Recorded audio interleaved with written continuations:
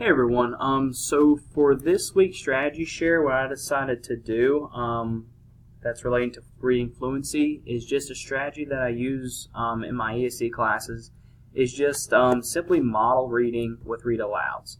Now, how it really works for my class is usually when I work with kids, because I'm assigned to a social studies class and a few science classes, and I pull them out, we do some work one-on-one, and usually in small groups as well. And what I've noticed, especially in history and science, it's a lot of reading. So students really have to work on their reading fluency and reading comprehension, which I see struggles in both.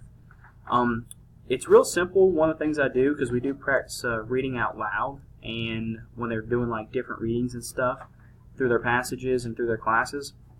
And one of the pretty cool thing I've noticed is a little strategy that I use for fluency is just have them read out loud, but kind of have them read aloud to how they usually talk. So an example of that, like me, if you haven't noticed by now, I kind of talk pretty fast, or at least I've been told I talk fast.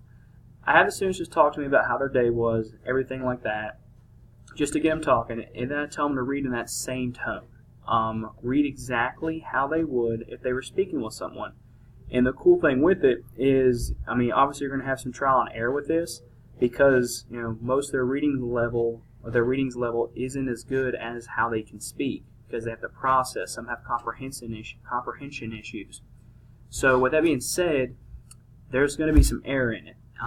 But in the long run, it's something they keep practicing at, and you'd be surprised what they can do. The main thing is just to mainly encourage them, express that you're not going to get every word right, but just try to talk how you would read, or read how you would talk.